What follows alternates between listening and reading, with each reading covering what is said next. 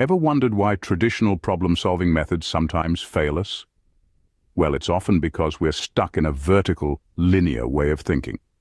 This is where lateral thinking comes in, a method of problem-solving that encourages us to think outside of the box, to look at things from a different perspective. Rather than following a step-by-step process, lateral thinking is about making leaps, connecting dots that at first glance may not seem connectable. It's about challenging the status quo, breaking free from dominant ideas and exploring the realm of the seemingly impossible. Unlike vertical thinking, which digs deeper into a problem, lateral thinking dances around it, probing it from all angles, looking for a fresh, innovative solution. It's a key skill in today's ever-changing world, where conventional answers often fall short. Perception steers our thoughts. But what if we change our perception? This question is the heart of lateral thinking. It's about shifting our viewpoint, challenging conventional wisdom, and seeing things in a new light. Take the Apollo 13 mission, for example. When an oxygen tank exploded on board, ground engineers were faced with a seemingly impossible problem. They had to find a way to filter the air and bring the astronauts home safely, using only the resources available on the spacecraft. Instead of viewing the problem through the lens of what was missing, they changed their perception. They started looking at what they had and how it could be repurposed. This shift in perspective led to a creative, life-saving solution. They used duct tape, plastic bags, and an instruction manual to build a makeshift filter. Changing our perception indeed opens up a world of innovative solutions. Dominant ideas can cage our thoughts, but how do we break free? Let's ponder this for a moment. We all fall prey to conventional thinking patterns, don't we? It's a comfortable space, a familiar territory. But what if I told you that the key to innovation lies in escaping this very comfort zone? Let's take a step back and look at the invention of Velcro. Georges de Mestral, a Swiss engineer, didn't invent this product while sitting in a lab. Instead, he was inspired by nature, specifically by how burrs attach to animal fur. He observed, he questioned, and he stepped away from the dominant idea of fasteners. The result? A revolutionary product that we use in our everyday lives. This is the power of breaking free from dominant ideas. It's about questioning the norms, challenging the obvious, and daring to think differently. Remember, the world is full of Velcro-like opportunities waiting to be discovered. Breaking free from dominant ideas leads us to unconventional solutions. Ever thought of a car that can fly or float? Let's dive into the world of provocation techniques. These techniques, such as random entry, provocation, and movement, are designed to jolt your mind out of conventional thinking patterns. They invite you to explore the realm of the absurd and the impossible in order to stimulate your creativity and generate innovative solutions. For instance, consider the concept of a flying or floating car. It might seem ludicrous now, but it serves as a provocation to challenge our established notions of transportation. This kind of radical thinking could inspire designs for vehicles that can navigate through air or water, leading to breakthroughs in transportation technology. Remember, the aim isn't to create a flying car immediately. It's about using the impossibility as a springboard for creative solutions. So, don't shy away from the outrageous. Embrace it. Provocation techniques can indeed stimulate creativity. What happens when we challenge the status quo? It's a question that sparked revolutions, driven innovation, and created countless breakthroughs. But it's also a question that takes courage to ask. Let's take a look at Airbnb, for instance. The traditional hotel industry model was deeply entrenched, a seemingly immovable giant. But the creators of Airbnb dared to ask, what if we could transform any home into a hotel? They challenged the assumption that accommodation had to be tied to specific buildings, locations, or companies.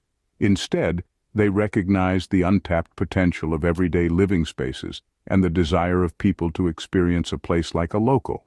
And in doing so, they didn't just create a successful business. They revolutionized the way we think about travel and accommodation. So the next time you encounter a problem that seems unsolvable, ask yourself, what assumptions am I making? You may just find that challenging assumptions can indeed uncover new possibilities. Imagine using a dictionary to design a new product.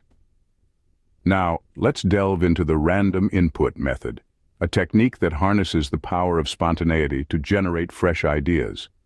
It's all about breaking free from the confines of logical progression and letting chance guide you to unexpected insights. Picture this.